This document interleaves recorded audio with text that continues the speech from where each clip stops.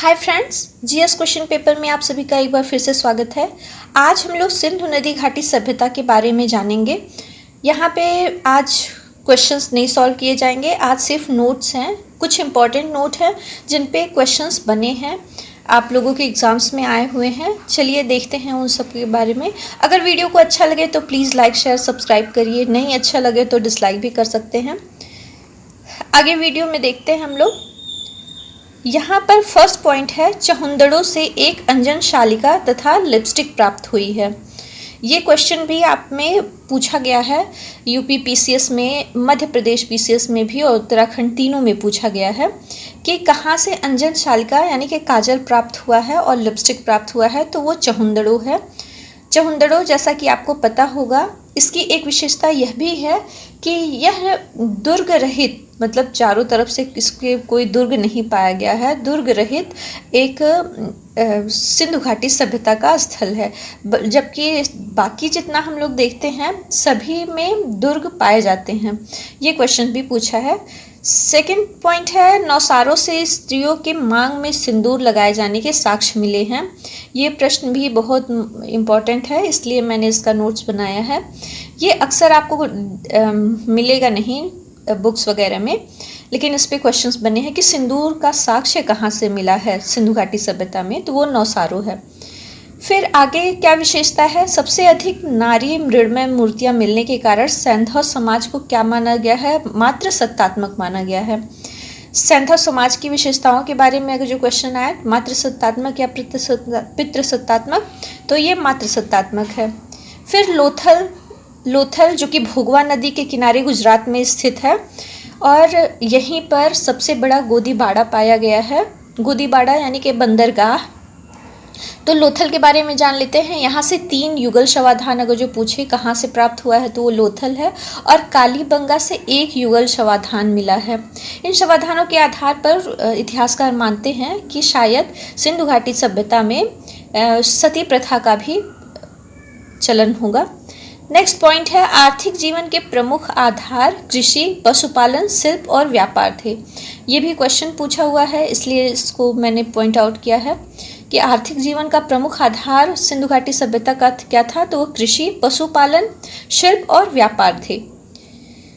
Next point है, हड़प्पाई लोगों को कुल कितने फसलें ज्ञात थीं, तो ये 9 फसलें ज्ञात थीं, जिसमें से जौ सबसे मुख्य था, गेहूँ, जौ की 2 किस्में और गेहूं की 3 किस्में, जबकि कपास, खजूर, तरबूज, मटर, राई और सरसों। एक बार किसी एग्ज़ाम्स में, मुझे अभी ध्यान नहीं आ रहा है, पूछा गया था, ऑप्शन में 3-3 फसलों को दिया गया था, जिसमें से गेहूं, जौ, सरसों, गेहूं, चावल और ऐसे करके दिया हुआ था। तो ये सरसों वाला ऑप्शन उसमें था। आप लोग इस चीज़ को ध्यान रखिएगा कि हड़प्पा लोगों को सरसों का ज्ञान था। नेक्स्ट क्वेश्चन है, कालीबंगा कहाँ से जुते हुए खेतों के साक्ष्य मिले हैं, तो ये है कालीबंगा से। कालीबंगा से हमें जुते हुए खेतों के साक्ष्य मिलते हैं, और जबकि बनावली से मिट्टी के हल्के खिलौने मिले हैं। क्वेश्चन में आया है कि मिट्टी के हल्के खिलौने कहाँ से प्राप्त हुए हैं, तो वो मोहनजोदड़ो और बनावली, इन दोनों जगहों से प्राप्त हुए हैं। और बढ़िया किस्म की जौ कहाँ से प्राप्त हुई है, तो वो भी बनावली से प्राप्त हुई है। नेक्स्ट पॉइंट दिया हुआ है, लोथल से चावल के अवशेष कहाँ से प्राप्त हुए हैं, तो ये लोथल से प्राप्त हुए हैं चावल के अवशेष। और रंगपुर से धान की भूसी कहाँ मिली है, चावल और धान की भूसी अलग अलग पूछे तो आप लोगों को बताना है, लोथल से चावल के अवशेष, रंगपुर से धान की भूसी प्राप्त हुई है। इसके अलावा कपास का सर्वप्रथम साक्ष्य कहाँ मिलता है, या सबसे प्राचीनतम साक्ष्य मेहरगढ़ आपका ताम्र पाषाण काल का भी रहा है प्रमुख स्थान। तो यहाँ पे कपास की खेती का सबसे प्राचीनतम साक्ष्य मेहरगढ़ से प्राप्त होता है, और कपास यहाँ का पूरे विश्व में सबसे सफ़ेद था। ये क्वेश्चन में आया है, मैंने अपने प्रीवियस वीडियो में बताया भी है कि कहाँ, मतलब यूनानी लोग किस कारण से इसको सिंडन बोलते थे, ऐसा करके क्वेश्चन था। तो कपास सबसे सफ़ेद होने के कारण सैंधव वासियों की, जो कि मूल फसल भी थी, यूनानवासी इसी वजह से इस क्षेत्र को सिंडन बोलने लगे थे। चलिए आगे दिया हुआ है, कहाँ से पत्थर की चक्की के 2 पार्ट मिले हैं। तो ये पत्थर की चक्की के 2 पार्ट कहाँ से मिले हैं? ये लोथल से मिले हैं, जहाँ से प्रतीत होता है कि ये लोग आटा को पीसने की कला भी जानते थे। नेक्स्ट है, हड़प्पा सभ्यता के मिट्टी के बर्तनों पर तथा मोहरों पर अनेक पौधों का अंकन मिलता है। ये लोग प्रकृति की पूजा भी करते थे। पीपल, खजूर, नीम, नींबू, केला आदि प्रमुख हैं, जो कि मोहरों पर इनका अंकन मिलता है, मोहरों पर और मिट्टी के बर्तनों पर। हड़प्पाई लोगों के बारे में और जान लीजिए कि ये लोग बैल, गाय, भैंस, बकरी, भेड़, सूअर, कुत्ता, बिल्ली, गधे, ऊंट, गैंडे, बाघ और हिरन आदि से परिचित थे। शेर से ये लोग नहीं परिचित थे। इसके अलावा ये लोग घोड़े से भी नहीं परिचित थे। घोड़े का पता नहीं, ये लोग प्रचलन करते नहीं थे। हाथी और घोड़े के प्रमाणित साक्ष्य यहाँ पे नीचे बताया गया है कि नहीं मिला है। सबसे अधिक इनको क्या प्रिय था? कुबड़ वाला सांड, जो कि इनके मोहरों पर भी अंकित मिलता है। हाथी और घोड़े के पालने के साक्ष्य प्रमाणित नहीं होते हैं, लेकिन घोड़े के अस्थियों के हमें साक्ष्य मिलते हैं। जैसे यहाँ पे दिया हुआ नेक्स्ट पॉइंट में कि गुजरात के सुरकोटदा से घोड़े के अस्थि पंजर और राड़ाखुंडे से घोड़े के दांत और लोथल से घोड़े की हड्डियां प्राप्त हुई हैं, लेकिन ये लोग इसका उपयोग करते थे, इन्हें पालते थे, ऐसा प्रतीत नहीं होता है। नेक्स्ट पॉइंट दिया है, ऊंट की हड्डियां ये हैं अनेक पुरास्थलों से बड़ी संख्या में पाई गई हैं, लेकिन एक विशेषता यह है कि किसी भी मुद्रा पर ऊंट का चित्र नहीं मिला है। अगर आपसे पूछा जाए कि ऊंट का चित्रण है तो किसी भी मुद्रा पर ऊंट का चित्रण नहीं है। इसके अलावा एक विशेषता यह है कि कुम्हार के चाक से निर्मित मृत भांड काफ़ी प्रचलित थे, रेगुलर यूज़ में आते थे, जो कि काली लाल चिकनी मिट्टी से पुताई करके काले रंग के ज्यामिति एवं प्रकृति से जुड़े हुए इस पर डिज़ाइन बनाते जाते थे। धूसर चित्रित मृत भांड के बारे में अगर जो पूछा जाए तो यहाँ पर है। हड़प्पा संस्कृति के बाटों के बारे में जान लेते हैं। बाटों की बड़ी विशेषता थी कि वो घनाकार थे और 16 के गुणकों में ये पाए जाते थे। 16 के गुणकों में आज भी गाँव में हम लोगों के नाप तौल का प्रचलन है। नेक्स्ट यहाँ पे पॉइंट है, मोहनजोदड़ो से सीप तथा लोथल से हाथी दांत से निर्मित, जबकि हाथी से ये लोग परिचित नहीं थे, लेकिन फिर भी लोथल से हाथी दांत से निर्मित एक पैमाना मिला है, और मोहनजोदाड़ो से सीप। नेक्स्ट पॉइंट दिया हुआ है कि हड़प्पा सभ्यता के लोग व्यापार के लिए या यातायात के लिए नाव, बैलगाड़ी और भैंसा गाड़ी का प्रयोग करते थे। एक विशेषता यह थी कि बैलगाड़ियों में प्रयुक्त जो पहिए थे वो ठोस होते थे।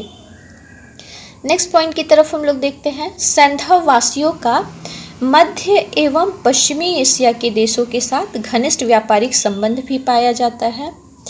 यहाँ पर हम देखते हैं कि लार्जावद, मणि और चांदी अफ़गानिस्तान से आयात की जाती थी। इसके साथ साथ टिन भी अफ़गानिस्तान से ही आयात किया जाता था।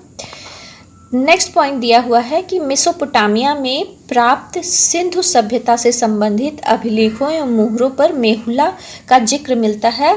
ये प्रश्न पूछा जा चुका है, इसलिए ये मोस्ट इम्पॉर्टेंट पॉइंट बन जाता है। मेहुला सिंधु नदी घाटी का प्राचीन नाम है।